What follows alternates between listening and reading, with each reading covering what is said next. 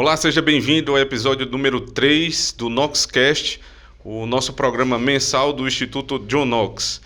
Nós queríamos, em primeiro lugar, dar as boas-vindas e convidar você que ainda não é inscrito no nosso canal a fazer isso agora. Aqui embaixo do vídeo, por favor, se inscreva no nosso canal, clique também no sininho para receber as suas notificações dos vídeos novos que nós vamos postar. Toda semana tem vídeo novo, muitas vezes mais de um vídeo por semana, então é muito conteúdo gratuito para você que gosta de aprender mais sobre educação, teologia, cultura cristã e muitos outros assuntos afins.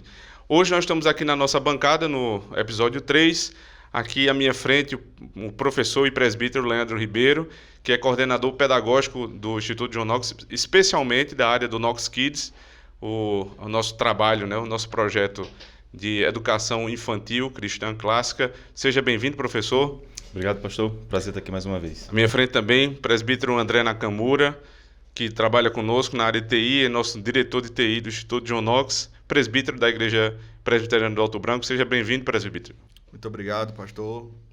E aqui ao meu lado, presbítero Luciano, diretor de marketing do Instituto John Knox. E seja bem-vindo também, presbítero. Obrigado, pastor. Boa noite. Eu sou o pastor Augusto Breiner, pastor da Igreja Presbiteriana do Alto Branco e diretor comercial e administrativo do Instituto John Knox. Hoje, no nosso terceiro episódio, nós vamos falar sobre educação à distância. Será que funciona? Mas antes disso, eu queria trazer algumas informações. Primeiro, nós estamos de casa nova, né, pessoal? Novos estúdios aqui do Instituto John Knox. A gente sempre está procurando melhorar a qualidade dos nossos materiais, dos nossos conteúdos, e pela primeira vez no estúdio preparado para isso. A gente estava gravando antes lá na sede da Igreja Presbiteriana do Alto Branco, a quem nós deixamos nosso abraço para os nossos irmãos que ali congregam, e agora em um estúdio apropriado para isso, né? Tem com até café. Até café, né? O que é importante em um programa de tanto tempo, né?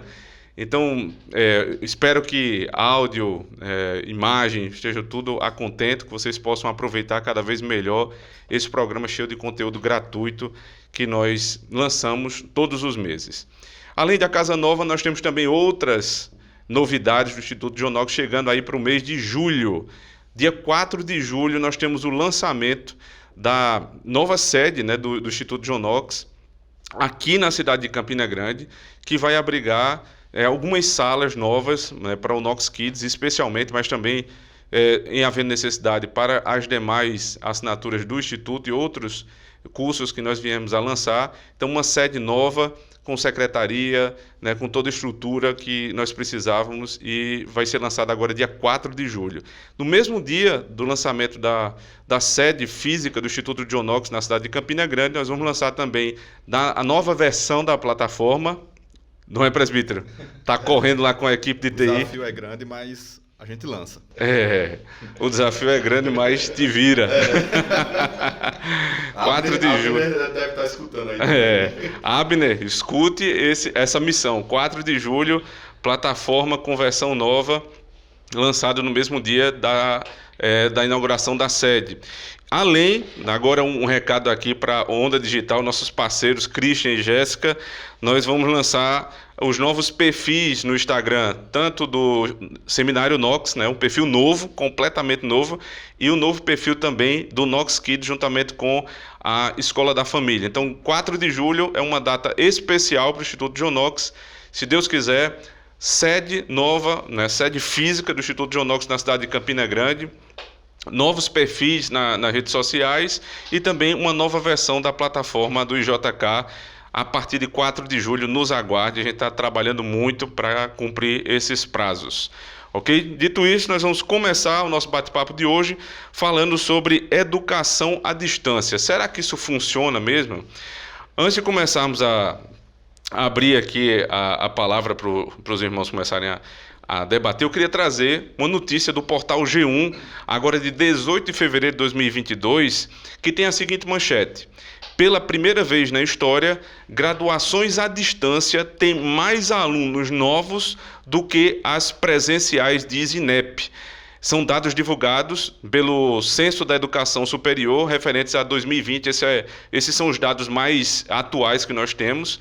Em 10 anos, o que se chama de ensino EAD, cresceu mais de 400%. E a partir de 2020 para cá, uma sequência de anos em que as matrículas nos cursos online, os cursos à distância, são superiores às matrículas dos cursos presenciais. E aí, a que vocês podem compreender ou atribuir esse crescimento tão forte do online? Claro, tem um auxílio da pandemia e tudo, mas são 10 anos seguidos de crescimento. A que você atribui, presbítero Luciano, esse crescimento tão forte do EAD, especialmente nesses últimos anos? Bem, pastor. Basicamente, há duas coisas. Uma é a disponibilidade dos recursos para que você possa veicular esses cursos que até um tempo atrás só era possível ministrar presencialmente. E, em segundo lugar, a adesão maciça das pessoas a esse tipo de ferramenta, né? De ferramenta digital. Pessoal, não é só em relação aos cursos, né? O e-commerce cresce muito exponencialmente, o uso dos aplicativos em geral, né, de notícia. As pessoas não usam mais jornais, por exemplo. Jornais, as revistas físicas acabaram, né? Hoje o que você tem são revistas, jornais digitais, né? E isso está apenas começando. Verdade. Ainda tratando dessa notícia, né, dessa matéria do portal G1, 428%, para ser mais preciso, nos últimos 10 anos, foi o índice de crescimento dos alunos EAD, né? E tem um perfil desse aluno. Ele tem, em média, 26 anos e ele está procurando algum curso na área de licenciatura, ou seja, são cursos para você aprender a ensinar. Curso para formação de professores. O Instituto John Knox, ele tem, entre as suas assinaturas, entre os nossos projetos, o Seminário Knox, que é um seminário 100% online. Em parceria com a Igreja Presbiteriana Reformada dos Estados Unidos, nós trouxemos para cá um curso que dificilmente seria possível ter com essa não apenas a grade curricular, mas principalmente com o corpo docente que nós estamos disponibilizando para os nossos alunos. Professor Leandro, num seminário como esse, num seminário online como o nosso, esse perfil, né, de jovem e de jovem que procura um curso para ensinar, ele se encaixa? Será que o nosso perfil de seminarista é o perfil geral dessas pessoas que têm procurado o ensino à distância? Sim, eu acredito que sim, pastor. A gente tem visto, né, muitos jovens que às vezes já exercem algum tipo de ensino na igreja local, ou é um diácono, ou é um presbítero, e às vezes por falta de um seminário próximo, né, essa pessoa acaba não desenvolvendo talvez ali aquela vocação que fica mais difícil, mais complicado, né, para sair da sua cidade, para ir para um seminário, né? E aí, com a chegada do Instituto John Knox, né, com a nossa grade curricular, com a facilidade, né, de ter uma plataforma onde o aluno vai poder assistir todas as aulas gravadas com excelentes professores de fora do Brasil, né, que são reconhecidos internacionalmente, e isso não seria possível se fosse presencial, né? Então a gente tem essa facilidade, graças a Deus, eu acredito que nós fomos graciados por Deus nesse sentido, porque a gente consegue atingir um grande número de pessoas, principalmente de jovens, como o senhor falou, que gostam, né, de ler ou que perceberam algum tipo de vocação nesse sentido na parte do ensino. E agora, com essa facilidade, por meio da internet, consegue ter um seminário à distância, com todo o material pedagógico, com excelentes professores, né, um acompanhamento de um professor, aqui também no Brasil, como o pastor Frank, né, quem participa das aulas, né, a gente vê lá que tem aquele trato, né, próximo ali, e a comodidade do lar, né? Então a pessoa pode, o jovem ali, o seminarista, ele pode continuar a sua vida comum na sua igreja local, pode continuar trabalhando talvez na sua empresa, porque a grande maioria precisa às vezes deixar até o emprego, né? Eu conheço pessoas assim que tiveram que abandonar a vida empresarial ou coisa do tipo para poder mudar de estado para conseguir estudar. E com essa facilidade agora, a pessoa continua no seu município, né, na sua igreja local, servindo a sua igreja local, trabalhando para o sustento da sua família e ao mesmo tempo dedicando, né, como o pastor Frank sempre diz, né, 1 hora e meia de estudo todos os dias. Então, o seminário Knox veio para poder facilitar esse caminho, né? E eu acho interessante, pastor, pegando o gancho dessa pergunta que o senhor fez para o presbítero Leandro, talvez eu não consiga fazer uma relação direta, aqui pensando rapidamente, com relação ao tipo do curso, né, que eu achei interessante esse dado. Não sei se o senhor tem alguma coisa para falar sobre isso. Mas a idade, por ser jovem, de 26 anos, tem uma relação, para mim, direta. Porque foi essa geração, ela já foi uma geração agraciada, como o presbítero Luciano estava dizendo, com o desenvolvimento tecnológico.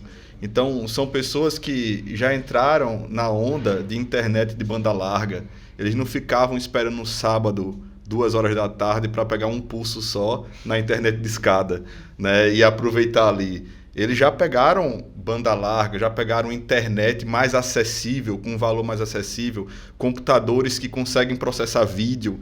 Então, tudo isso faz com que essa geração, que já tinha toda a preparação com relação às tecnologias, estivessem mais abertas ao ensino que vem por meio delas. Então, acho que a idade é um fator muito, muito claro que nós conseguimos fazer essa relação. Também tem o fato de que geralmente as pessoas estão entrando na universidade nessa faixa etária aí, né? Você entra mesmo entre...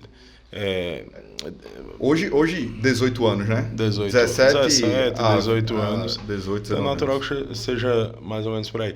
Na verdade, levando em conta o que André está falando, é até pouco, né? Vê só, esse número de 26% de crescimento, ele indica uma tendência, mas ainda é muito pouco, dada a quantidade de recursos que a gente tem, inclusive cursos com qualidade como a gente tem. Isso em referência à pandemia. Nos últimos 10 anos, 428. Ou seja, parece que a pandemia alterou, né? Houve um acréscimo, talvez acelerou o processo, mas era um processo natural, já vinha acontecendo. Isso é pelo seguinte, então assim, a gente tem uma tendência, cada vez mais o EAD a adesão ao EAD está acontecendo, só que num ritmo, eu diria que relativamente baixo, dada o ritmo com que os recursos eles vão sendo disponibilizados. A coisa não está equivalente, certo? Isso se dá pelo seguinte, no início da minha fala, eu disse que essa questão da adesão ela se dava por duas coisas. Em primeiro lugar, porque as pessoas, os recursos, eles estão disponíveis aí, estão sendo utilizados com qualidade, e por outro lado as pessoas estão percebendo aquilo que Leandro falou, né, muito bem, que existem um monte de benefícios, né, assim, que dizem respeito a você ter acesso a professores que você jamais teria, né? Você ter acesso a materiais que você não teria, você fazer tudo isso do conforto da sua casa, você não precisar deixar o seu trabalho, ou seja, tem as conveniências e essas conveniências... de horário, né? Oi? Flexibilidade de horário. Flexibilidade de horário e todos os outros benefícios que a gente já conhece do EAD.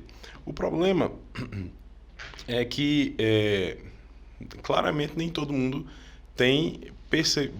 mesmo percebendo essas conveniências, esses benefícios, tem algumas objeções quanto a outra questão, certo? Que é a eficácia. Aí eu acho que é o ponto bacana para a gente discutir aqui, é a respeito da eficácia do ensino EAD. Pensando nisso, eu me lembro de uma expressão que era muito utilizada quando você queria questionar a qualificação de alguém.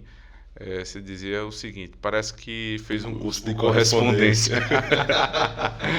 Quando o cara não dirige muito bem, parece que tirou a carteira por correspondência. Então, fazer algo à distância, por correspondência, era pejorativo. Agora é legal esse exemplo. Esse exemplo, exatamente. Esse exemplo, né? Por que se usou tanto esse ditado popular, né? Especialmente quando se fala de carro. Creio que Primeiro porque tem muito motorista ruim, né?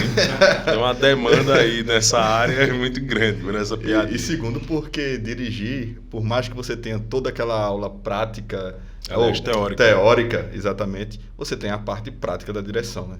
Então, acho interessante, inclusive, esse jargão. Serve para hoje também, né? É o que no final das contas mais vale no que se diz respeito à direção, porque é possível que exista um engenheiro que saiba fazer um carro, mas que não saiba dirigi-lo. Né? Isso é perfeitamente possível. Né? Porque há uma série de demandas físicas, né? De coordenação motora, de reflexo e etc., que você só adquire com a prática. E o engenheiro não vai adquirir isso na sala de aula. Você não precisa ser engenheiro para dirigir bem um carro. Você tem que Isso. ter noções básicas ali de mecânica, porque se você não sabe o funcionamento de um carro, você não sabe a troca da marcha correta, né? Você não sabe como tirar o máximo de potência do carro, e isso com eficiência. Então, mas é o mínimo. O que vai valer realmente é a prática. Tem muitas pessoas que fazem isso, tiram o melhor consumo, a melhor potência, mas eles não saberiam explicar, né, tecnicamente a mecânica da coisa. Mas eles sabem que fazendo daquela maneira extrai o melhor do carro. Então a prática, no final das contas, ainda tem um peso maior. Nesse caso. Ô, pastor, pegando essa discussão que a gente entrou, né? Nessa questão prática, nessa questão teórica, será que a procura que o senhor mencionou, né, dos 26% de crescimento no último ano, mas que o perfil de jovens e que buscavam licenciatura está relacionado com a questão do curso de licenciatura não ser realmente um curso que demanda uma prática, uma atividade propriamente dita? Essa é a minha desconfiança. Eu não sei se o professor vai me questionar por conta pelo menos em grande do parte ensino do de aula, curso, né? né?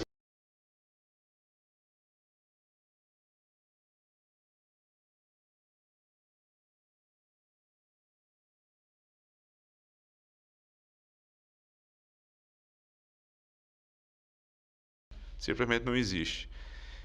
Há toda uma discussão entre algumas denominações, até a nossa própria denominação trava um embate conciliar, embate no bom sentido, a esse respeito, mas não tem nenhuma definição ainda.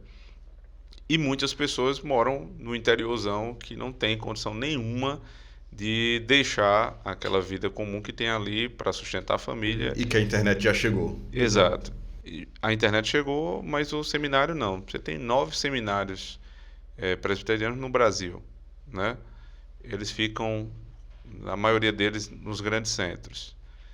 Só que você não tem como estendê-los para o interior.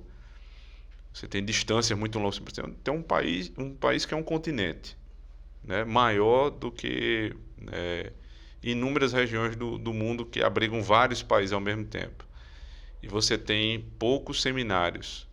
Então ficava muito restrita a abrangência do seminário. O seminário, por exemplo, o que eu fiz em Recife, o Seminário Presbiteriano do Norte, ele abrange Pernambuco, Paraíba, Rio Grande do Norte, Ceará, Alagoas, Sergipe. E tem pessoas que vão ter que rodar aí 500, 600, 700 quilômetros para ir ao seminário. A maioria não tem a menor condição de bancar o seu próprio estudo. Então fica na dependência da igreja e na dependência do presbitério.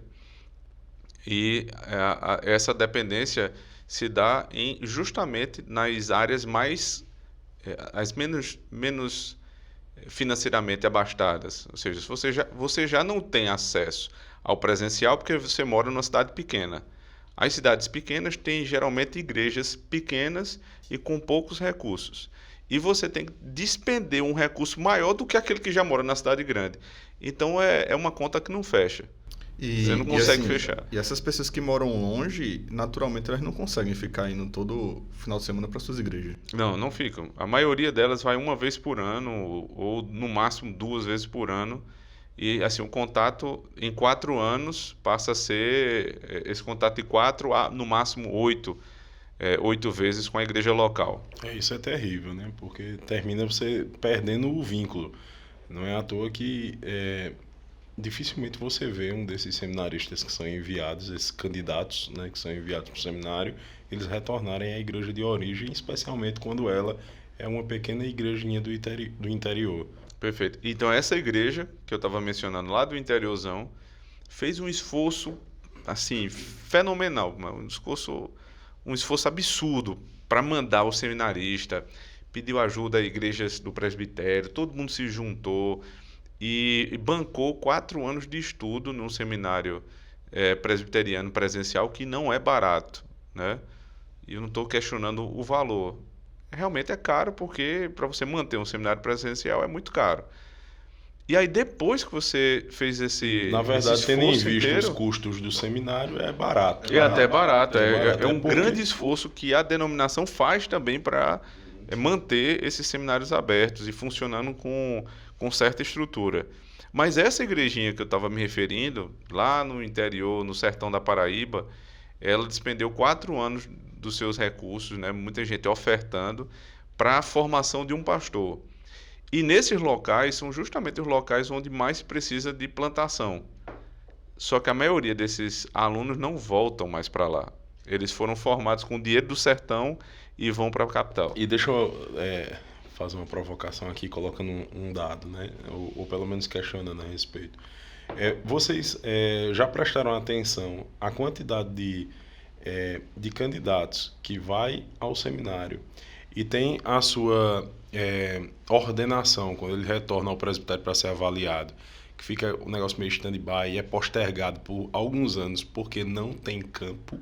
Existe, inclusive, um instrumento legal, né, que é a licenciatura, tanto para isso, porque às vezes não tem campo, e em segundo lugar, porque houve uma perda tão grande do contato entre igreja local, presbitério e seminarista, que eles nem sabem mais quem é a pessoa que está voltando. E aí seria uma espécie de teste ali, um estágio probatório de pelo menos 1 ano para a ordenação. E muitos desses seminaristas, como o presbítero está falando, simplesmente não tem campo. Agora, por que não tem campo? O Senhor Jesus disse que a seara é grande Exato, e os ceifeiros são poucos. Vamos pensar A que coisa na se Paraíba inverteu. são 32 cidades, se eu não estiver enganado, são 32 cidades do estado no universo de 231 que tem uma presença presbiteriana. E como é que falta campo? Pois é. Isso é outro problema de você tirar o seminarista da sua cidadezinha lá do interior, mandar para o seminário ficar lá meio que enclausurado durante 4 anos, perdendo o contato da vida real. Aí eu acho que esse termo é muito bom, porque a gente amplia agora a discussão em relação a isso, a gente pode começar a falar dos vários contatos que ele perde, que abrange essa falta de contato da vida real.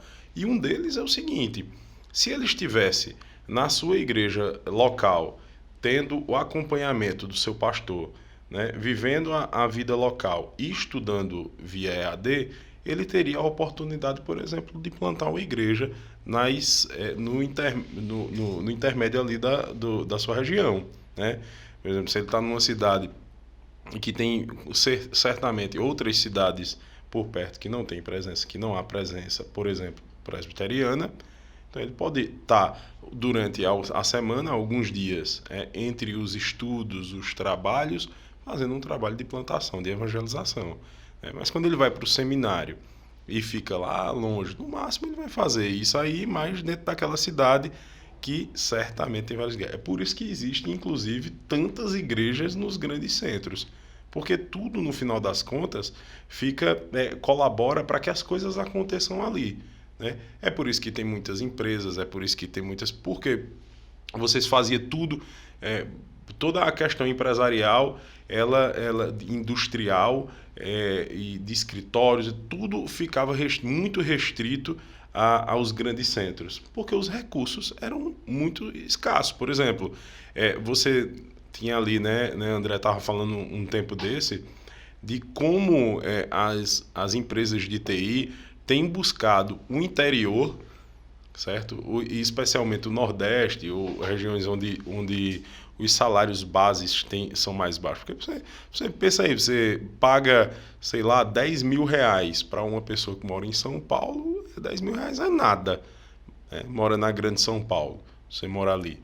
Agora, se você mora em Campina e recebe a metade disso aí, você vive muito bem, né? Relativamente bem. Se você comparar com um cara que vive em São Paulo com 10 mil, é infinitamente melhor. Agora, por que isso é possível? Primeiro, por conta da natureza, aliás, por conta dos recursos que há para que se faça isso e pela própria natureza do trabalho que ele executa, né? Ele pode fazer tudo isso aí online, né? Então, para a empresa é bom e para as pessoas que trabalham. Então, essa descentralização, certo? Ela é benéfica em vários sentidos e ela é possível hoje. Ela é possível. É óbvio que no passado a construção de seminários em grandes centros, certo? Era uma conveniência necessária. Era conveniente e necessário, né? Por quê? Você não tinha condição de em cada lugar onde você tinha uma igreja botar um seminário. Vamos pensar lá no comecinho dos seminários aqui no Brasil. Uma dificuldade a mais, você tinha pouquíssimos professores. Vamos lembrar que os professores de teologia que existiam no Brasil eram estrangeiros. Então você não tinham pastores e não tinha professores. Então os poucos professores que tinham se resumiam, precisavam estar concentrados em um lugar, né? E aí o que foi que eles fizeram para descentralizar? Eles começaram a abrir mais seminários ao longo do território do país. Chegamos aos 9 que nós temos hoje. Se eu não me engano, são 8, mais uma extensão. Então, são 9, mais ou menos bem distribuídos. Então, para aquela época, fazia sentido.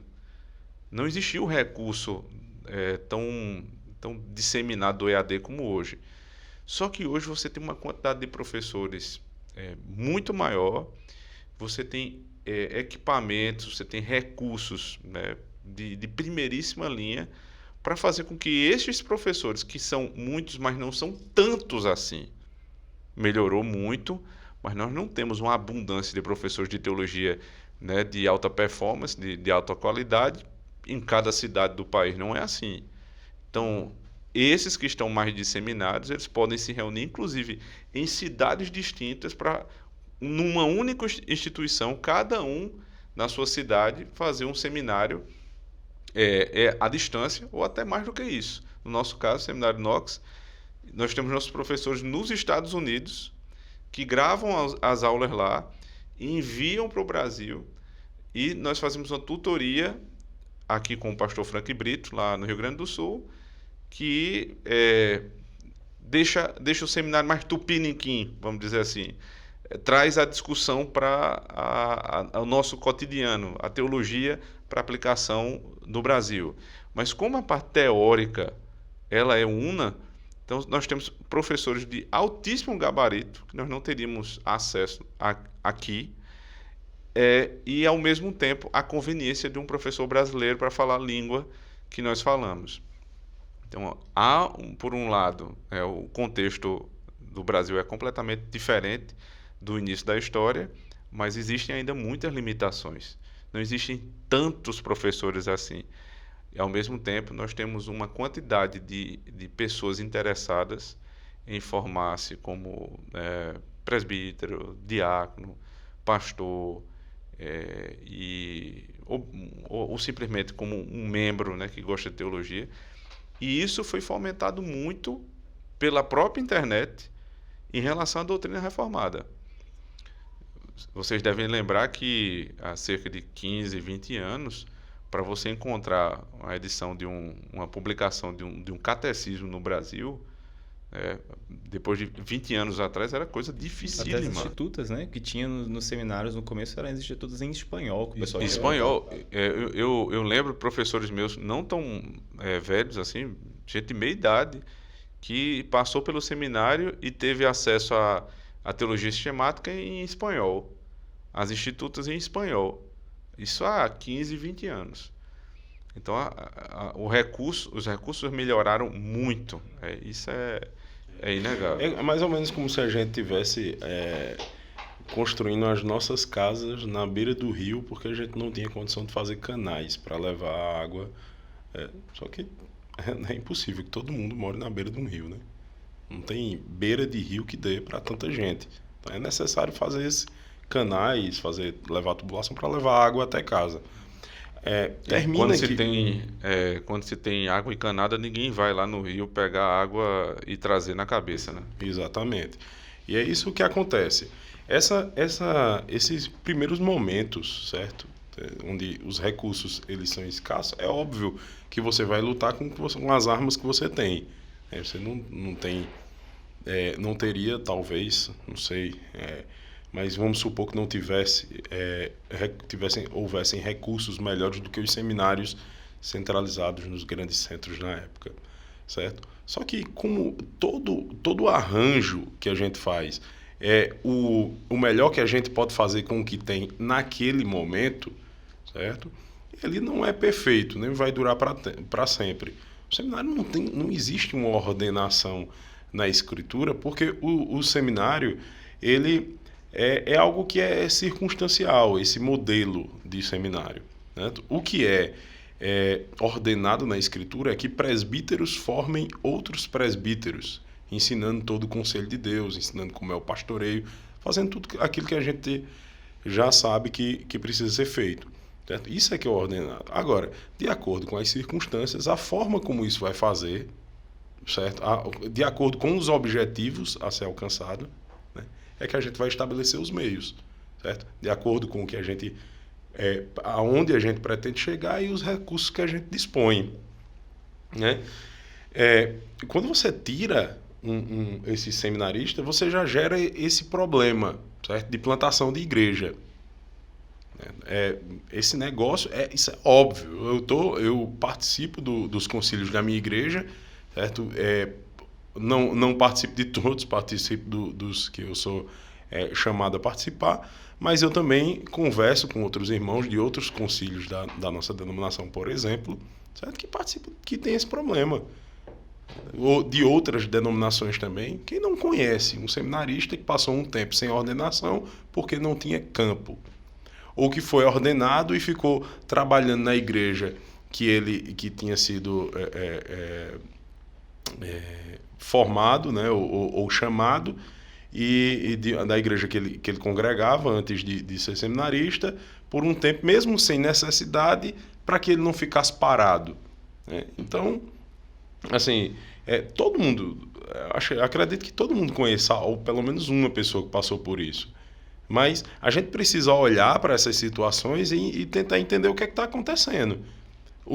Aqui, claramente, o que acontece é isso. Você pega o seminarista, retira ele da igreja, certo? Coloca ele lá no seminário, muito longe. Você pega um rapaz do sertão e joga lá para o litoral, para ele estudar lá, inclusive de outro estado, né? Para se a gente for considerar Paraíba e o nosso seminário que está tá em Recife, Pernambuco. Então é muito longe, ele nem sequer consegue muitas vezes voltar para a sua cidade, não tem recursos suficientes para voltar para a sua cidade, sequer no final de semana, para estar presente de alguma forma, pelo menos nos cultos, junto lá com a congregação, certo? Ele não desenvolve nenhum trabalho de evangelização. A igreja é plantada assim. Na verdade, o que acontece assim que você desembarca na cidade onde há um seminário, você rapidamente, por conta da necessidade, vai buscar uma igreja para que você possa trabalhar. Para congregar, pelo menos no domingo, né? Exato. Na verdade, não é para congregar. Também, mas a angústia do seminarista, eu estou falando do que eu vi. Né? Eu não passei por isso porque, graças a Deus, eu fui em outras condições.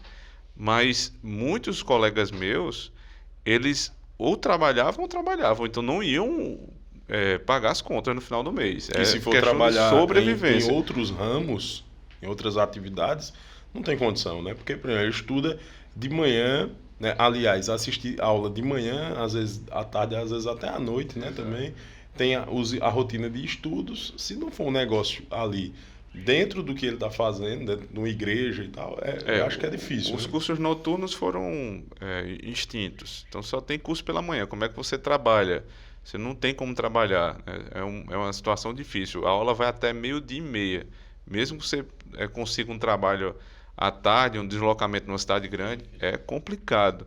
Então, assim, dificilmente alguém vai conseguir conciliar duas coisas. E o que acontece, de fato, o sujeito é primeiranista do seminário e assume a congregação. Eu não estou falando nenhuma loucura, não. É assim que acontece. O primeiro anista do seminário, ele não deveria abrir a boca para falar de teologia. Ele deveria ficar calado. Mas não é porque o segundo anista deveria falar, também não deveria. Mas o primeiro ano é muito marcante. É a hora de você sentar, ouvir e não sair dando opinião. Né? Até para isso ser a tônica do seu curso inteiro. Né? Exato. Eu queria, inclusive, me dirigir, dar esse conselho aos seminaristas. Não é hora de falar.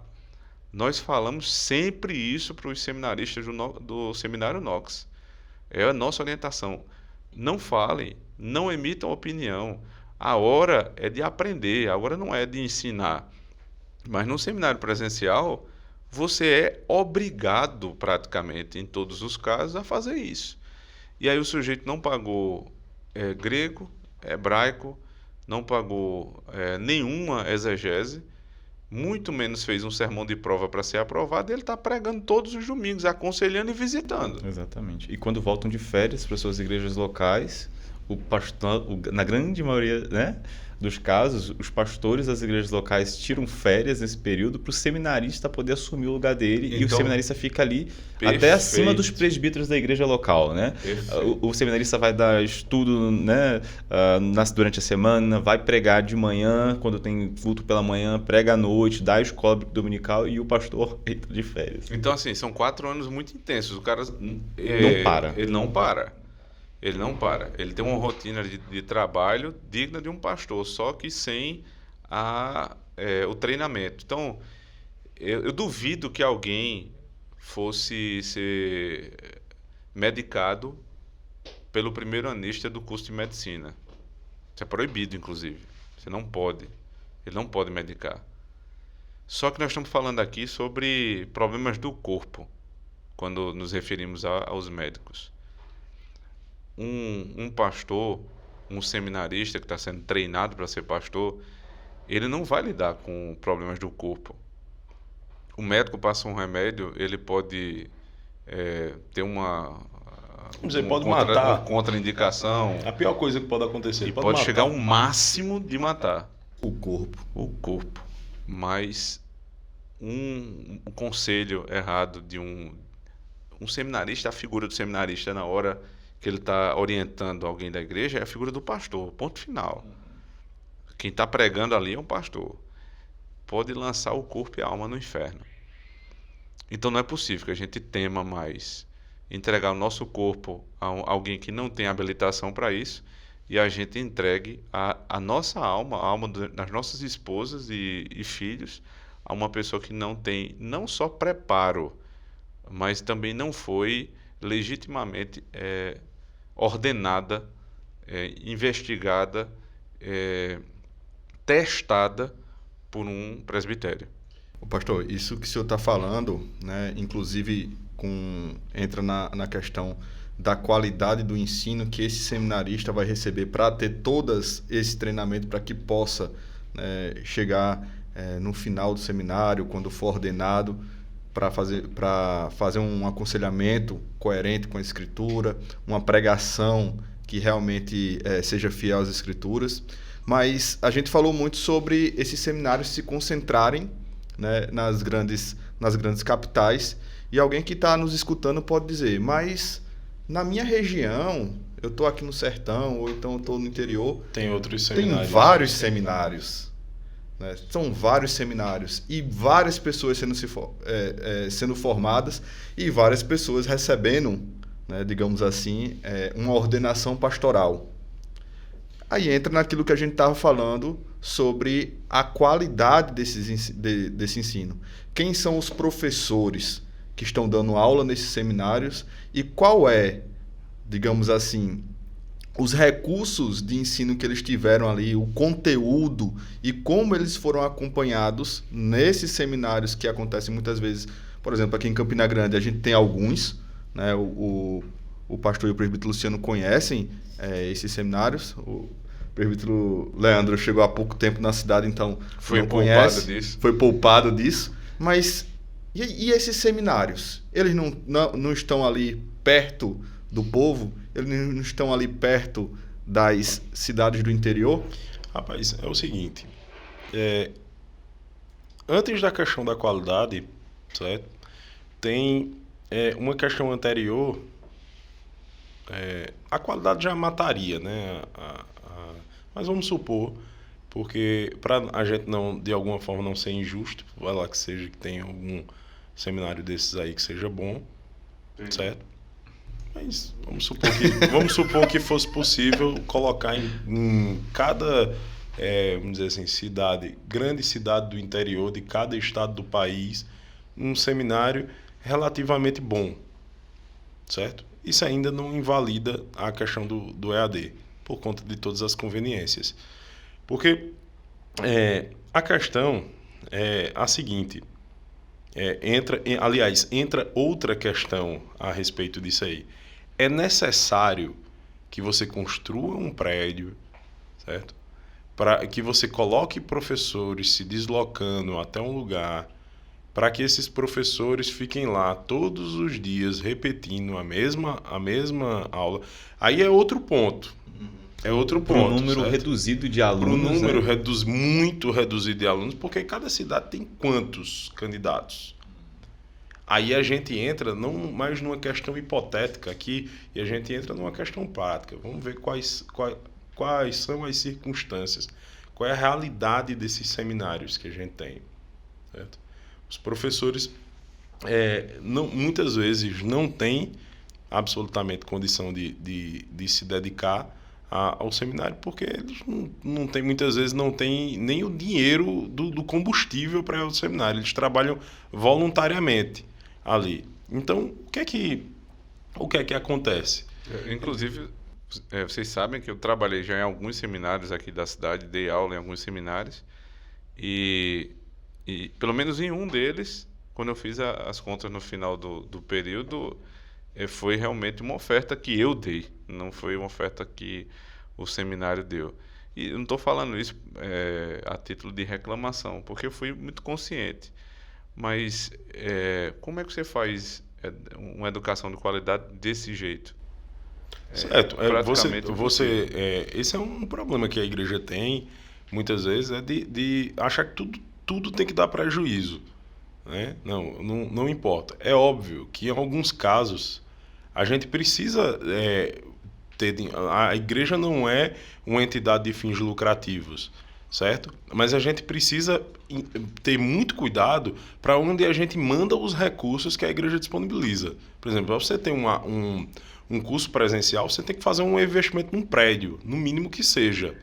Aí você está pegando o dinheiro do órfão e da viúva e construindo um prédio para dar aula, certo? A 2, 3 pessoas. E o que acontece muitas vezes é o seguinte: você tem 10 pessoas dentro naquela sala de aula assistindo, estourando, nenhuma ou pouquíssimas têm pretensão ministerial. Então você está montando um seminário para formar pastores que não formam pastores, certo? Agora, isso também porque acontece muitas vezes porque as pessoas dizem: eu quero estudar teologia num nível mais profundo do que o que eu tenho na igreja. Peraí, não é profundo que a pregação da palavra? Tem alguma coisa errada. Tem alguma coisa errada que não está certa, né? Tem alguma coisa errada aí que não está certa. A pregação da palavra, ela tem que ser a instrução mais profunda, inclusive para o seminarista. A verdade é essa, certo? O que é que você faz no seminário? Você estuda as ferramentas que vai te possibilitar fazer o que o pastor que prega no domingo faça também, que você faça isso aí. Mas não quer dizer que o ensino do seminário ele vai ser mais profundo do que o ensino de jeito nenhum. No dia que você tiver, meu irmão, você que está me ouvindo, uma pregação que seja mais rasa, vamos dizer assim, do que o que é ensinado de teologia nos seminários, certo? Você corra. Você pense, repense seriamente o que é que está acontecendo na sua igreja. E veja só o que é que eu estou dizendo. No seminário, a coisa é abordada, inclusive a teologia, ela é abordada de uma forma diferente. Por quê? Porque uma aula, ela é um gênero de ensino diferente de uma pregação. Certo? Uma aula, por exemplo, você não tem uma demanda necessária de aplicações, muito embora eu acredite que o ensino de teologia, qualquer que seja, em qualquer momento, ele precisa ser, em primeiro lugar, devocional, certo? E, em segundo lugar, ele tem que ser aplicativo, ele tem que gerar experiência. Então, o seminário, ele não está ali simplesmente para formar um teólogo. Essa distinção de teólogo e homem de Deus, seja um pastor, seja um ministro, um oficial em geral da igreja, ou seja, para alguém que deseja ensinar o estudo de teologia desta forma, né, que seja um leigo, certo? Ele precisa ter essas coisas em mente. Ele não pode achar que aquilo ali é um curso de filosofia, muito embora a filosofia tenha um pouco desse aspecto também, mas vamos dizer assim, sei lá, uma coisa mais moderna, e um curso de mecânica. Não, você não pode nunca, em canto nenhum, estudar teologia dessa forma. Quando o senhor fala dessa questão da profundidade na pregação, não pode se confundir aqueles que estão avaliando ou escutando a pregação, achar que o pastor, para ser profundo, precisa mostrar as ferramentas que ele utilizou para que chegasse naquele sermão, naquela profundidade do sermão. Uma coisa tem que ter habilidade. É profundidade e outra coisa é pedantismo. Perfeito. O que geralmente acontece, nesses casos, é que, na verdade, ele é raso, aí ele decorou um tecnês ali e fica jogando aquilo ali simplesmente para, sei lá, fazer de pose mesmo, uma coisa que é fabricada, né? Mas, voltando para esse assunto, a pregação, ela não pode ser menos profunda do que o ensino que é no seminário. O que acontece lá no seminário é que você vai ver como aquilo que é produzido nos sermões, aquilo que é produzido em todas as atividades pastorais, nos sermões, nos aconselhamentos, certo? Nas orações, inclusive. Certo? Uma oração, ela não pode ser mais rasa, certo? Mas ela não deve, inclusive, não é que ela não precise, ela não deve ser pedante. Ela não deve dar aula de teologia a Deus. Ela não deve dar aula de teologia para as outras pessoas que estão com você. Uma segunda pregação, né? Que não pode ser uma pregação é uma coisa, oração é outra. Certo? A oração também não precisa ser do tamanho do sermão, né? O sermão tem 1h30 aí, sei lá, entre 1 hora e 2 horas. A oração não precisa ser disso, porque são coisas distintas, mas elas devem ser profundas na mesma proporção. No caso do seminário é isso. Você vai aprender com os pastores como os pastores chegam até aquilo ali, certo? É mais ou menos você vai fazer um curso de culinária, né? Que todo mundo, como vocês podem ver, gosta muito de comer. É só o Leandro que não gosta. Eu gosto. Não gosto de ruim. Esses magrinhos assim são os piores. No caso dele não tá muito visível, né? Que ele gosta. Vou comer galinha quando? Então, você vai fazer uma refeição bem gostosa, né? Que você leva até o prato, ele sai no restaurante, como eu sugiro que a gente vá depois desse podcast. Uma comida bem gostosa, certo? Você não precisa ver como foi que o cozinheiro fez aquela comida para você dizer, rapaz, essa comida é muito boa, ficou muito boa. ficou melhor do que outras. E você avalia a qualidade do cozinheiro ao desfrutar daquilo ali. E não se traz as panelas para a mesa. Não se traz as panelas. Qual é o trabalho do bom cozinheiro? As panelas, ou seja, os instrumentos ficaram na cozinha. Ele apresenta aos seus convidados, às pessoas que ele vai servir, os pratos de uma maneira mais simples de serem consumidos, né? A panela não vem para a mesa nunca, que são seus instrumentos de trabalho. Exatamente é o que o pastor deve fazer na pregação da palavra, né? Aqui não na tem região, para que inclusive, trazer panela para a mesa pode soar até como mal educado, né? É isso, não sabia disso, né? A tua região é o Japão, André. Você chega, convida o pessoal e bota as panelas em cima da mesa, estranho, né? Não ajeitou as coisas, né? Mas uma das objeções muito grandes que se levantam contra o ensino à distância, especialmente do seminário, é que há necessidade de o aluno estar presencialmente, porque existe todo um contexto que o seminário promove de interações entre os alunos, e não somente isso, de contato com os professores e os pastores os pastores comuns, se a gente poderia dizer assim, não teriam capacidade teológica de acompanhar o seminarista. Capelania. Lá no seminário vai ter capelania. Eu já escutei isso 1 trilhão de vezes. Uma baita contradição também, né? Que eles foram formados no seminário presencial, né? E eu fico pensando aqui, em primeiro lugar, né, que isso parece argumentação em relação argumentação contrária ao homeschooling, né? A socialização que está para o seminarista presente lá entre os amiguinhos dele. Então, um sujeito, né, um marmanjo de 26, 27, 28 anos, ele tem que estar lá imerso com os amiguinhos dele para ele se socializar. Quer dizer, ele não tem igreja, ele não tem amigo, ele não tem pastor, ele não tem nada. Ele só tem se for no seminário. Não tem família. E aí o tiro no pé maior que vocês acabaram de falar, que é dizer que os pastores, né, das igrejas não têm condição de ajudar na formação, porque a formação teológica deles é deficitária. Aí vem a pergunta, né? Eles foram formados aonde? Foram formados nos seminários presenciais, não à distância. Por que são tão ruins assim? E que não deixa de ser uma verdade, né? Eu não defendo que os pastores são tão ruins assim. Estou dizendo que, segundo esta argumentação, nos levaria a crer que eles são completamente incapazes de treinar um aluno. Isso, realmente, quando você faz uma observação com relação ao pastoreio que se tem em muitas igrejas locais, a gente conseguiria, sim, chegar numa conclusão que o nível teológico de muitos púlpitos, de muitos pastores, é defasado. Mas quem resolve isso não é o seminário. Perfeito.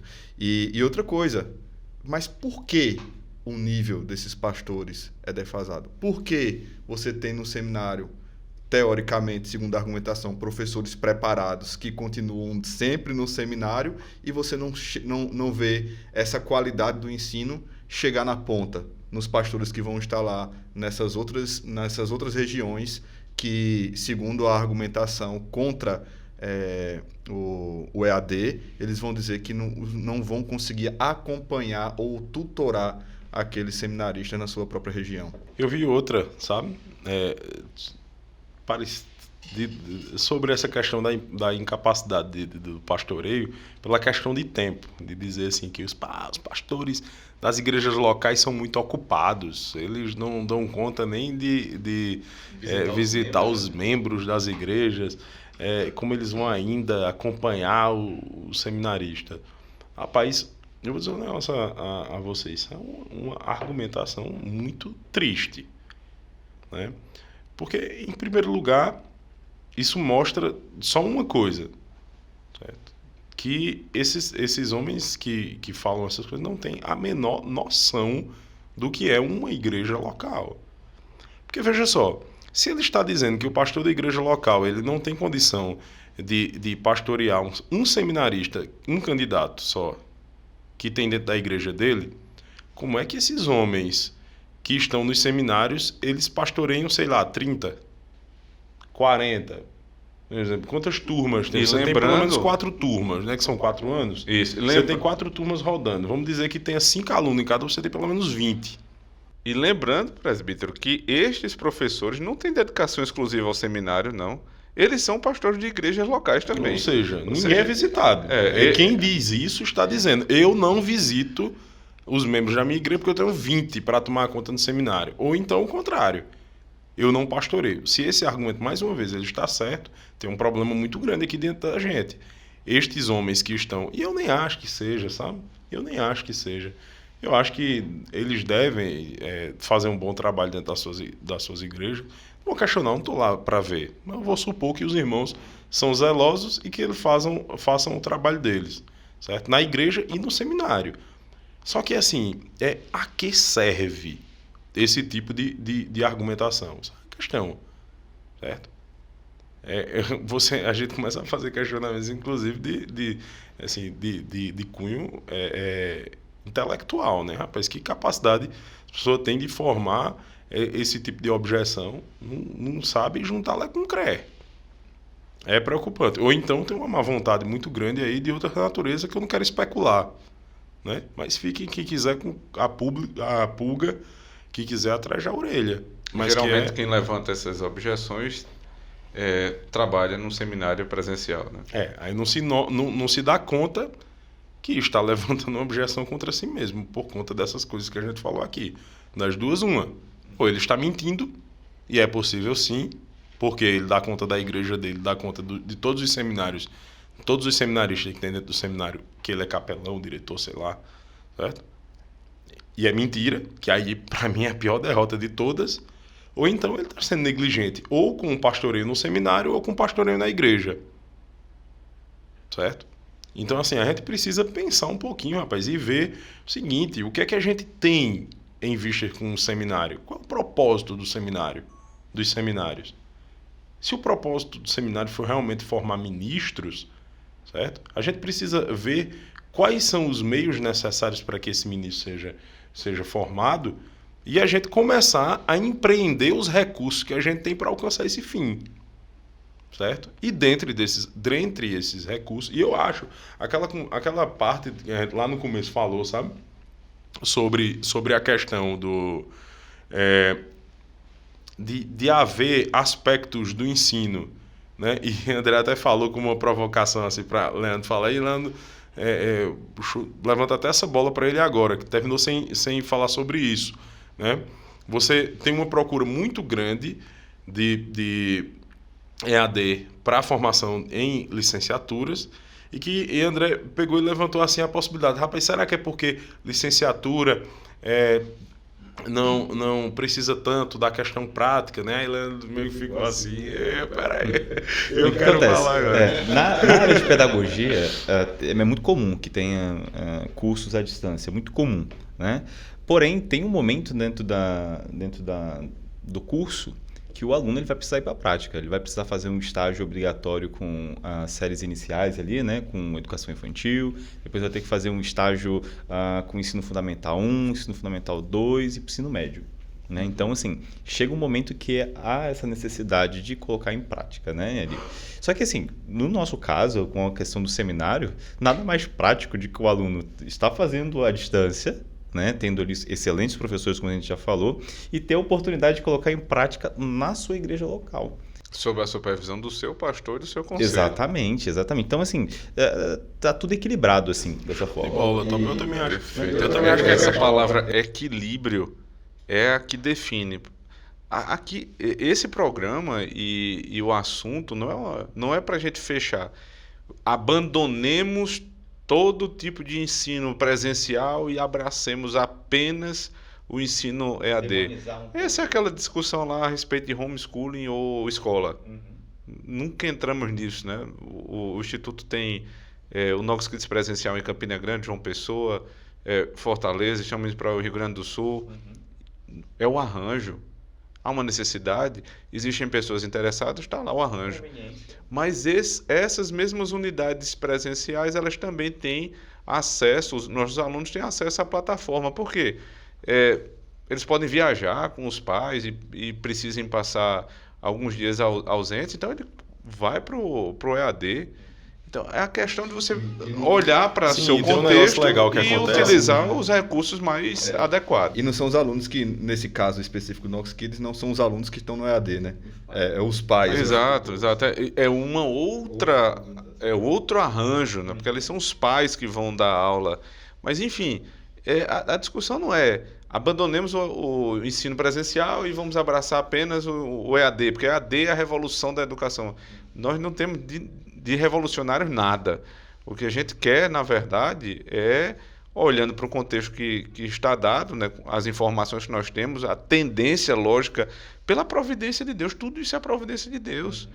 Ter acesso à internet de banda larga, né, ter acesso a um smartphone com um valor mais ou menos acessível, né? Quase todo mundo tem um smartphone hoje no Brasil. Divide em 10, 12, Divide em 24 10. Eu não conheço ninguém que não tenha. Exato. Você não tem uma impressora, mas você tem lá um lugar que você imprime, você paga lá e imprime. Então, assim, todo o esforço do Instituto nosso, né, e do restante da equipe é para que seja flexibilizado ao máximo Na tradução, né, professor, de material. esse acesso seja flexibilizado ao máximo para a conveniência de cada família e para o arranjo de cada tipo de formação. Como é que é a formação teológica? O que é que ela precisa? Ela precisa de ter um conhecimento teológico avançado para as línguas originais, para exegese, teologia histórica. Nem todo mundo domina isso, realmente. São os seminários na nossa região que disponibilizam essas matérias. Formação nas línguas originais. São pouquíssimos. Você se lembra, né? Nós fizemos parte aqui de um seminário Pode contar o passado. Né? por pouco tempo, né? Não foi possível no sentido de... Não é possível formar alguém ali. Eu vou evitar de falar nome, claro, mas não faltava empenho dos professores, não era maldade. O sujeito simplesmente a aula de grego. O curso de grego era um alfabeto. Você vai fazer o que com o alfabeto de grego? Como é que você faz exegese com o alfabeto? Pergunta ao professor, o que é que a criança faz quando decora só o alfabeto? Não dá. Ela precisa passar por várias etapas, né? Precisa dominar depois as sílabas, as palavras inteiras, depois, enfim, o processo nem longo. começou, né?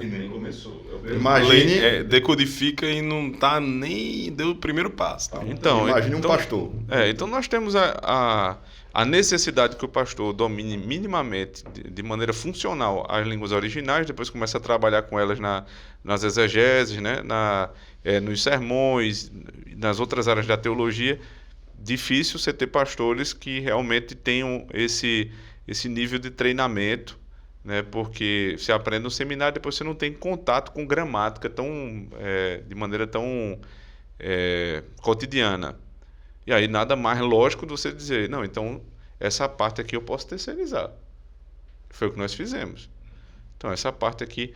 Agora, quem são os melhores dessa área? A maioria parece estar lá fora. Então que tal se a gente fizer uma parceria com o pessoal lá de fora e tivermos um curso com as melhores cabeças da área de teologia e conseguir gravar essas aulas e dessa maneira pulverizar. Nós temos alunos em Moçambique, né? 2 alunos em Moçambique, a gente tem aluno em Buenos Aires, a gente tem aluno em praticamente todos os estados do Brasil fazendo o seminário. Como é que essas pessoas teriam acesso a ter aula com Lu Priolo, por exemplo? Eu passei meu seminário lendo Lu Priolo. Eu nunca imaginei ter aula com ele. O pessoal tem, né? Na área de aconselhamento. Alguém gosta de escatologia...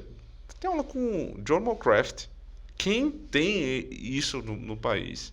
Você talvez em alguma dessas parcerias que são feitas para mestrado e doutorado, você tem um módulo.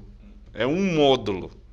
E você vê, né, que se a questão fosse simplesmente de ensino, a maioria dessas parcerias que acontecem, parte praticamente dela é à distância, né? Com aulas com esses professores, você tem alguns cursos... Você vai a cada 3 meses. Exatamente, vai a cada 3 meses assistir aula. Ninguém questiona um doutorado que por definição, está acima em graduação do que o bacharelado, ninguém questiona o doutorado à distância nesses termos, né? Que é híbrido também. Você Na tem a parte verdade, à eu distância e parte. questiono o contrário. O cara está estudando a nível de doutorado e precisa de aula presencial, para mim é bizarro. Para quê?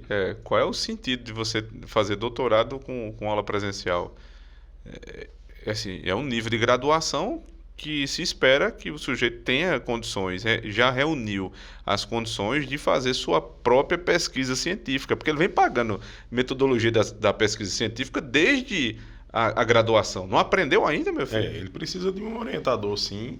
Claro. Para conduzir ele naquele tipo específico de pesquisa, naquele tipo de desenvolvimento de trabalho que ele está fazendo ali. Agora, esse tipo de orientação precisa ser presencial, certo? Possa ter ganhos de outra natureza, você ter ali a presença, né? Você está se relacionando com uma pessoa um orientador desse é uma pessoa bastante importante na sua vida, pelo menos no que se diz respeito à sua formação acadêmica. Ter contato com ele tem alguma importância, não, ao meu ver, de natureza intelectual, mas de outra natureza humana que não é menos importante, não. Beleza, mas aí o ponto da gente aqui é se a perda da formação, né? E voltando àquilo que o pastor falou, que o Leandro começou falando um pouco aqui da formação, né, do professor, do pedagogo, e que tem uma parte ali que sim, que é prática, que é já quando vai começar a fazer os estágios e tal, para ter contato ali com a atividade que ele vai fazer para esta vida.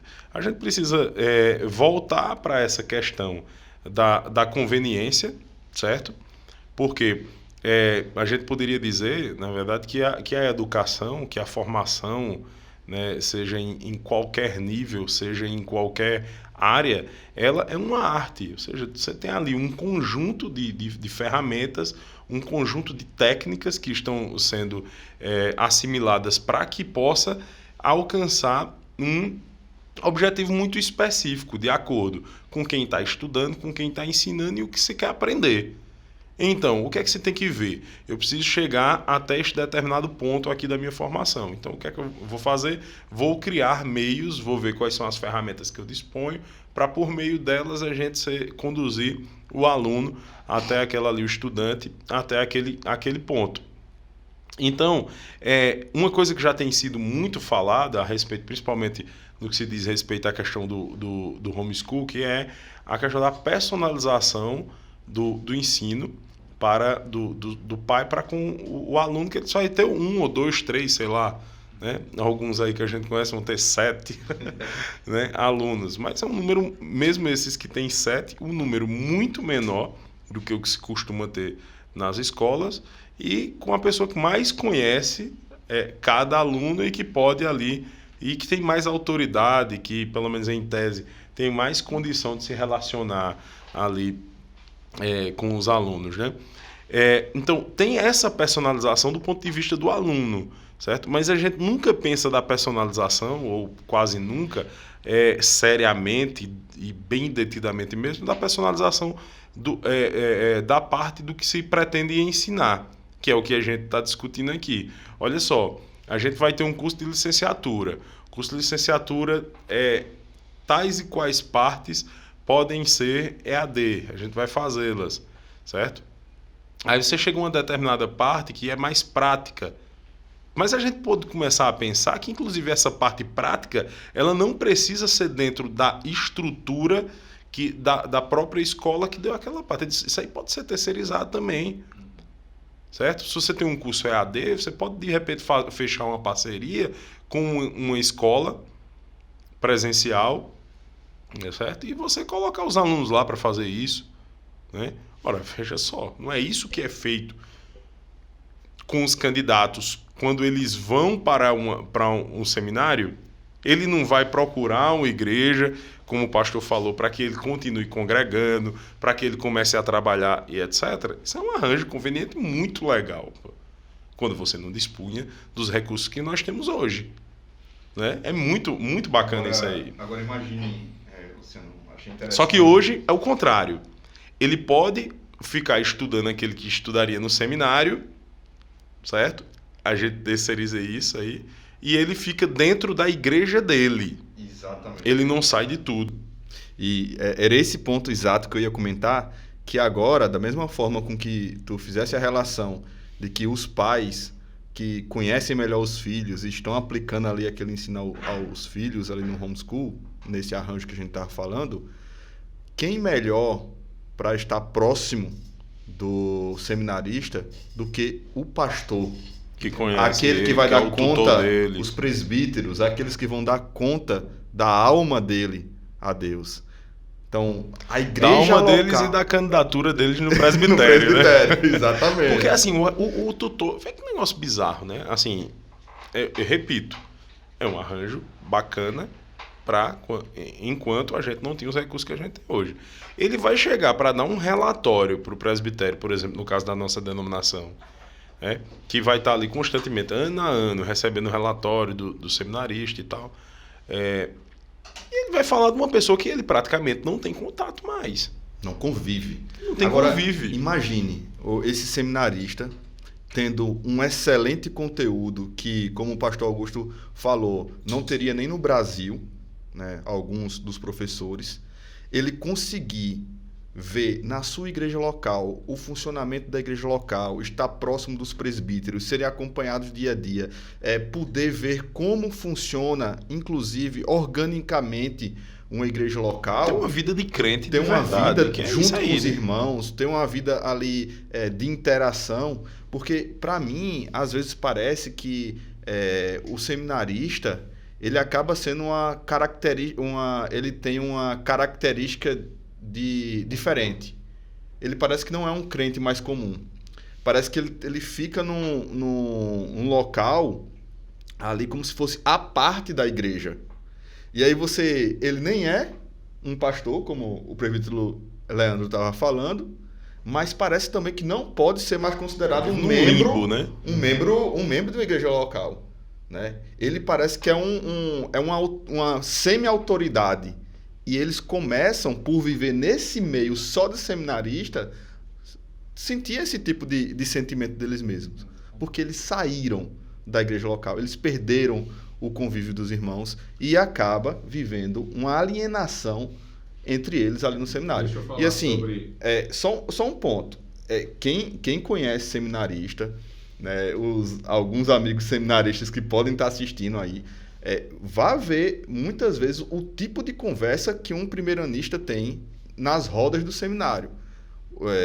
Dia do Senhor, por exemplo, o tipo de assunto que está acontecendo enquanto nos grupos de WhatsApp, enquanto você tem muita gente que está indo para o culto da sua igreja, né? São coisas que a gente tem que começar a pensar também nessa estrutura onde isola os seminaristas desse convívio com a igreja local. Essa alienação, ela tem claramente consequências imediatas, né, na vida do seminarista. Praticamente a roda de conversa de seminarista ela se resume a dois assuntos. Teologia, e aí teologia, na verdade, é tretologia. Não é teologia naquilo que se pretende discutir ali no seminário, mas é tretologia, é só confusão. É só isso, a última confusão do momento. E o outro assunto é futebol. Não se tem um terceiro assunto. Não faz mais nada. Exatamente. E essa é a consequência imediata dessa alienação. Essa alienação se dá, só para a gente resumir o que falamos até agora. O sujeito deixou o emprego, deixou muitas vezes a família, né? Eu cheguei no seminário, na hora que estava fazendo a matrícula do primeiro ano, o sujeito estava ao meu lado, chegou lá com, na época, R$5 no bolso, era R$285, a mensalidade era R$280, ele tinha R$5 para passar um mês. E eu perguntei, e aí, tua família, você não tem condição de trazer? E o seminário não aceitou aquela situação e, inclusive, conseguiu uma casa. O diretor foi muito solícito nisso aí. Mas a igreja dele permitiu que ele saísse nessas condições, o presbitério permitiu que ele saísse. E ele saiu, né? E ele saiu, ele como homem saiu. Então veja, como é que alguém que abandona mulher e filhos e vai para o seminário nessas condições, está com a cabeça no lugar para começar uma caminhada de preparação para ser pastor? Pra Não ser tem a padrão menor dos condição. fiéis. Como é que ele é padrão dos fiéis se ele é irresponsável a esse ponto? Porque não tinha outra coisa para chamar ele, não. Disse, meu irmão, isso não é vocação, não. O nome disso é irresponsabilidade. Eu vou lhe ajudar porque não vou deixar você passar fome. Mas você não pode continuar assim. O seminário deu a mão, eu ajudei naquilo que eu pude, mas foi uma grande responsabilidade. E isso veio a se reverter em muitos problemas dessa pessoa durante o seminário inteiro. Inclusive, ele parou e viu terminar muitos anos depois, por problemas de relacionamento dentro do seminário. E depois que passa o seminário, você passa 4 anos alienado. Família longe, não deixou seu emprego. Muitos nunca tiveram emprego, nunca fizeram nada da vida, né? Uns fizeram muito e fracassaram em tudo e acabam buscando o seminário como solução. Outros nunca tiveram experiência nenhuma de vida e desembarcam no seminário. E poucos tiveram uma vida anterior de sucesso e deixaram esta vida para dizer, não, eu tenho vocação. Geralmente este último grupo é quem se dá melhor no seminário e se dá melhor na vida depois. Porque existe uma vida depois do seminário. Existe uma vida do pastor que é a vida de um homem, de um pai de família. Tem uma expressão do pastor Frank, do Frank Birito, né, que é coordenador do nosso seminário, que eu gosto muito, que é assim, o ministro, o candidato que aspira, né, ele traduz aquele, parafraseia o apóstolo Paulo, né, dizendo, o que aspira o episcopado, ele precisa ser homem de família. Homem de família. Ele resume aquilo tudo que o apóstolo Paulo fala para Timóteo. Timóteo e Tito, a principal característica do presbítero é justamente... Você veja as qualificações, marido de uma só mulher, que tenha filhos crentes, que não são Governe desobedientes, governe bem a sua própria casa. Nem Só tem um nem é só elemento. homem, né? E assim, nem é moleque de família, porque tem um bocado de moleque de família também, né? Exato. E aí, esse sujeito que ele termina o seminário, nessas condições que eu acabei de citar aqui, ele vai para a vida do pastoreio. Então, ele não sabe fazer. Ele não sabe. Alguém tem que pagar para ele sobreviver. Então, ou é a junta de missões que vai vai conseguir o dinheiro para ele plantar uma igreja, né? Ou uma outra autarquia da igreja que vai bancar para que ele revitalize uma igreja lá não sei aonde, que 10 pastores já passaram e ninguém deu jeito, aí bota o recém-formado. Quem não sabe fazer não consegue revitalizar nada. Nada, E eu exatamente. não sei como é que é a cultura aqui na Paraíba, né? É muito comum, por exemplo, já presenciei isso em conselhos, né?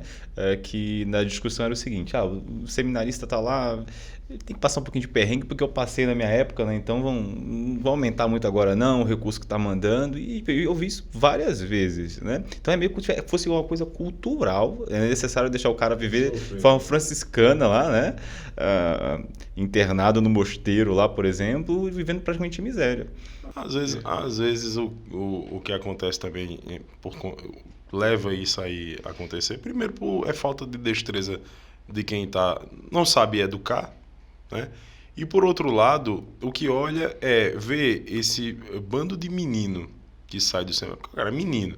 O cara vai jovem pro seminário. Não é casado. Muitas vezes nunca trabalhou na vida. Certo? É um menino mesmo. Aí vai pro seminário, fica lá enclausurado, não é experimentado na vida. Não fala certo? de coisas reais. Não faz coisa na vida real. Vive ali aquela abstração que é o seminário, aquele que é totalmente desconectado da realidade. São 4 Aí anos sai daquilo ali, completamente fora da realidade. completamente fora da realidade. E ele nem entrou, ele estava sendo preparado para começar a ser homem quando ele estava para pegar o bicho para capar, certo? Pegaram ele, tiraram ele e botaram no mosteiro. Chega lá dentro, fica mais 4 anos adiado esse processo. Aí chega lá um meninão, barbado, certo? No presbitério. Aí eu acabo de olhar assim para eles, os presbíteros, os pastores, eles dizem assim, vamos botar esse cara para sofrer para ver se ele engrossa essa mão dele. O problema é que isso é um remendo e mal feito, né? Mas eu acho que é muito por conta disso mesmo. Porque... E eu tô me lembrando aqui de um caso que a gente presenciou há pouco tempo. Acho que o presbítero Luciano estava comigo, a gente estava conversando com um pastor angustiado, né? Sim. Lembra? Lembro. Muito angustiado com o ministério dele. E assim, ele tem 34, 35 anos. Ele disse assim, eu tô cansado. Eu disse, mas como assim? Eu não aguento mais. É uma sequência de igrejas que ele ia e que conselho difícil, o pessoal não abraçava a teologia reformada. Aí eu disse, primeiro assim, precisa repensar muito, porque tu tá cansado com 34, 35 anos, quando tu tiver com 60, tu vai estar o quê? E segundo, planta uma igreja, cara. Começa do zero. Aí ele olhou assim, Eu vou viver de quê? e eu vou viver de quê? Eu disse, você quer o quê? Que alguém banque sua... Trabalha. Vá trabalhar, rapaz. Mas eu vou fazer o quê? E eu diria, eu sei, rapaz. Eu sei, te vira, rapaz. Tu é um homem de 35 anos, tu quer que eu vá dizer o que é que Casado, com casado filhos. com filho. Se for chegar pra tua mulher, quem vai chorar é a tua mulher. Dizer, agora... O que eu fiz, cara, com esse O que é miserável? que eu fiz na minha vida, né? E assim, eu realmente tive pena na hora. Eu acho que Boa o presbítero pessoa, né? também. Boa pessoa. Boa pessoa, sujeito, um pastor fiel, um homem honesto, mas é fruto, né, é resultado, é consequência da alienação. Ele não sabe o que fazer. E eu diria que a grande, imensa maioria dos meus colegas que saíram do seminário não sabem o que fazer. Por exemplo, eu tô acabou o pastoreio. Uma situação extrema. Como é que sustenta a família agora? O que é que faz? Vocês andam comigo, sabem disso. Eu sei que a pergunta é retórica, mas desde que eu me formei, eu sempre trabalhei. Além do Inclusive, ministério. recentemente ele recebeu um convite de trabalho lá na construtora lá de Seu Edson. Foi uma empresa que eu já gerenciei a parte comercial, queria me levar de volta. Eu disse, não, aí não dá porque é muito longe do ministério e eu não teria necessidade agora. Mas, vamos dizer, a igreja passa por uma dificuldade financeira. Eu ia bater lá na porta do sujeito que me deu emprego e que depois me procurou. Entendeu? Então tem portas abertas. A gente tem um grande projeto aqui que está sendo desenvolvido, que é o Instituto John Knox. Eu cuido da parte administrativa, comercial, e isso não é uma renda que venha diretamente da igreja, já é algo que começa a ter corpo sozinho, né? Nesse meio termo aí já tive outros negócios e nunca deixei de pregar 3 vezes por semana, aconselhar, visitar, pastorear e dar aula na escola dominical. Os irmãos sabem, a gente continua acompanhando, são 2 igrejas inclusive, né? Campina Grande e João Pessoa. Nós fazemos visitas semanais. Semanais. Pelo menos uma visita semanal. Se for contar os gabinetes que a gente faz no domingo e alguns durante a semana... Isso. E eu fico sem entender porque os presbíteros também não são assim. Eles não deveriam, pelo menos, ser assim. Vocês não têm um emprego, né? Vocês não têm um trabalho e vocês também não se dedicam ao ministério. A grande questão é que parece que para o presbítero o peso é menor. A distinção que é feita na Escritura e na nossa Constituição a respeito do presbiterato regente e docente é em relação a um ponto. É o que se afadiga mais na palavra e no ensino. Só. O se afadigar mais e eu preciso, claro, né, eu preciso sempre guardar um pouco mais de tempo para isso, né, porque os irmãos não têm essa... A prioridade a prioridade, mas tão não é grande. só isso, né? Não é só isso. Mas todo o resto nós somos iguais. Nós 4 aqui temos exatamente as mesmas funções e obrigações no ministério. E vocês três trabalham e têm obrigações fora. E o apóstolo Paulo é maior de todos os exemplos a esse respeito. Sempre que foi necessário, ele tinha outra profissão. E que não tinha nada a ver com o ministério. E não tinha nada a ver com o ministério. Hoje em dia, se o pastor for falar em ter um segundo trabalho, tem que ser ligado ao ministério. Eu quero saber o que é que fazer tendas. Né? Deve ser alguma coisa com peregrino, sei lá o que. Vai fazer pro pessoal aquelas igrejas pentecostais americanas do início do movimento pentecostal, que era nas tendas, né? As tendas gigantes. Não, o pessoal não faz um bocado de festa da Antiga Aliança, né? É a festa do tabernáculo. O Paulo fazia um bico lá pro pessoal. Mas não era isso, não. Agora vamos fazer o seguinte: vamos considerar as outras interpretações a respeito da questão do pastoreio. E vamos considerar que aquelas pessoas que dizem, não, apenas após ordenado, o pastor tem que se dedicar exclusivamente, ou pelo menos preferencialmente, de forma integral ao ministério. Vamos considerar isso, certo? Não vamos entrar em discussão com os irmãos que pensam assim agora, não. Beleza, ok, vamos considerar isso. Mas até o dia em que ele for se dedicar exclusivamente ao pastoreio, ele tem que ser um homem de família. Ele tem que ser, eu não estou dizendo que necessariamente ele precisa estar casado, certo? Mas me parece que é, inclusive, unanimidade que isto como é que se diz? Que a opinião majoritária é que é bom que seja assim, que ele seja casado. Mas vamos considerar inclusive também a exceção. A verdade é que até ali, aquele momento, aí isso aí eu estou disposto a ir até as últimas na discussão, certo? Ele precisa trabalhar. Ele precisa estar conectado com a realidade o máximo possível. E é isso que o homem é. O homem maduro é aquele que tem consciência da realidade e seu papel no meio.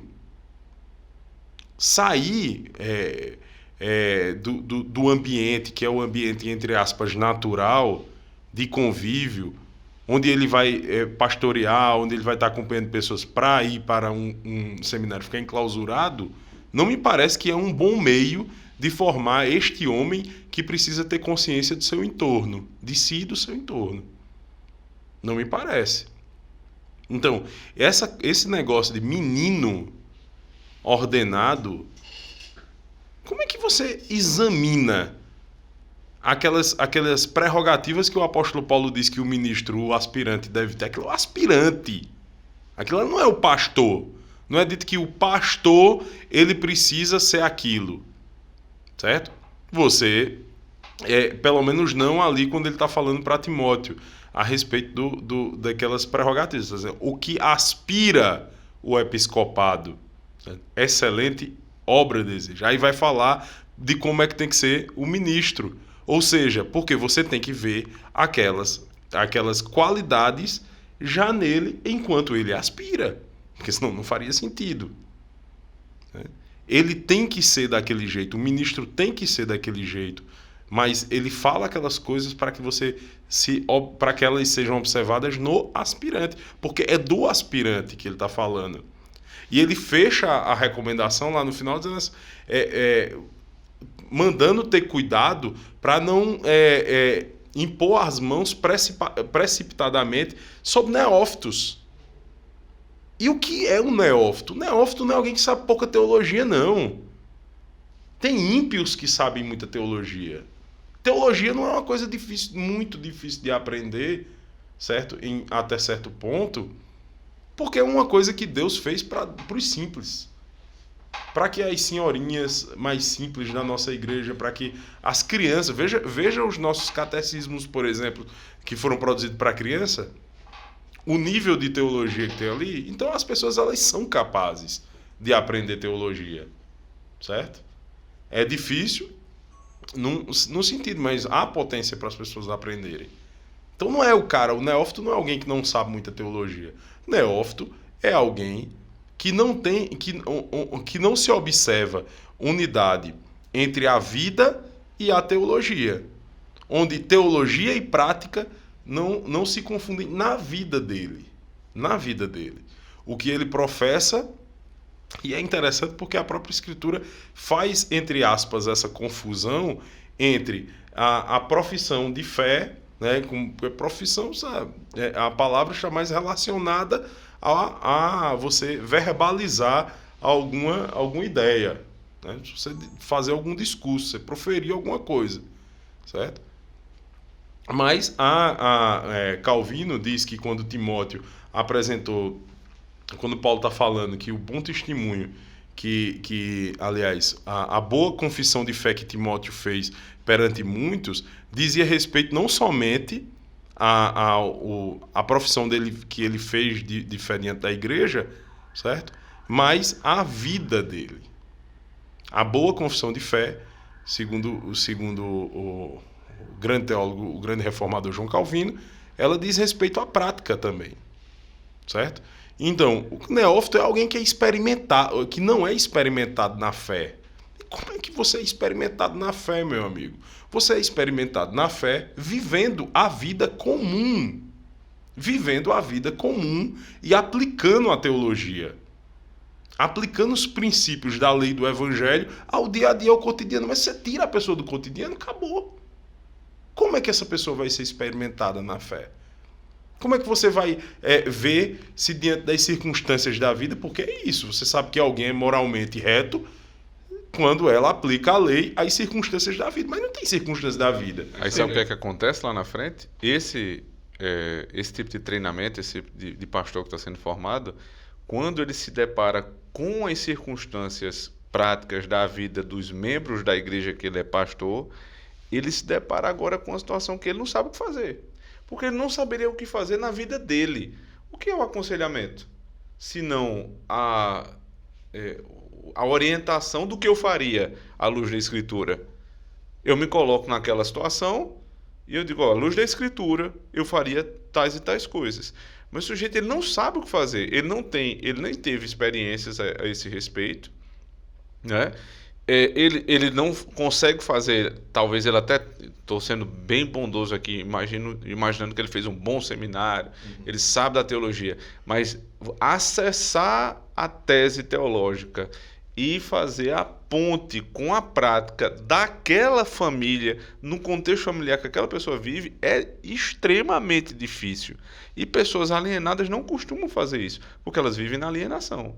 Elas vivem elas vivem naquilo que é abstração. E pessoas que vivem a abstração dificilmente sabem como praticar. Isso não se aprende no seminário. Sabe onde é que se aprende?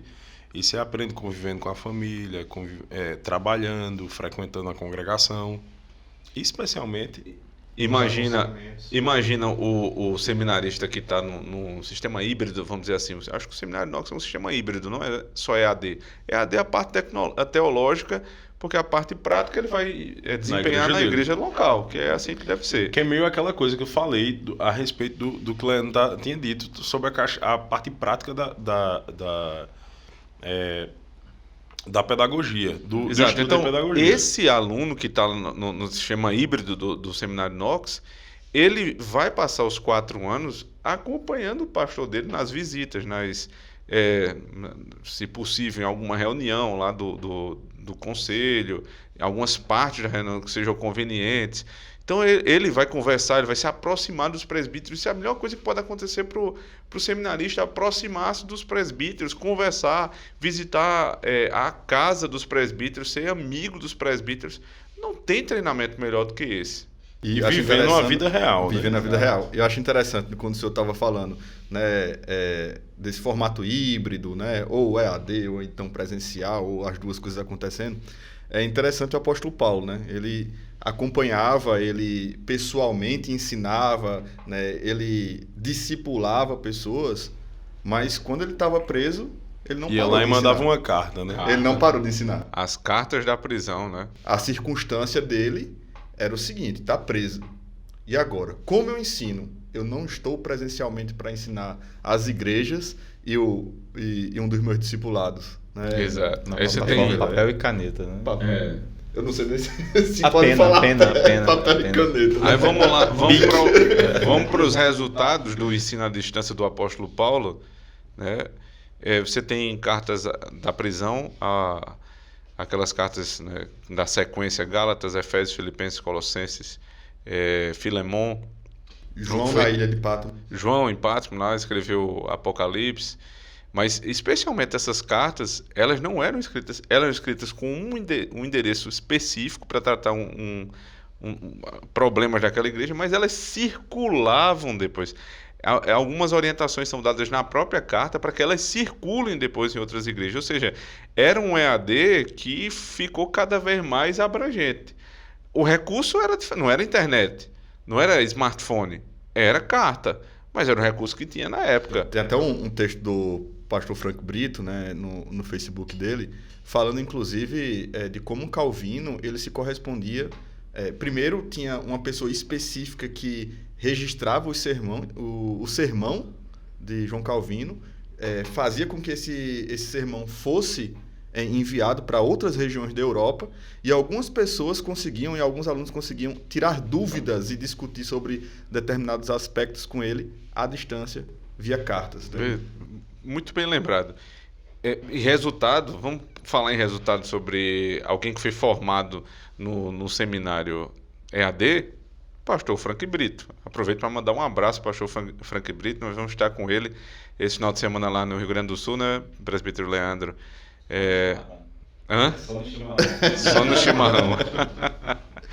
Então, um abraço para o pastor Frank. Pastor Frank, para mim, sem dúvidas, né? E aqui não estou...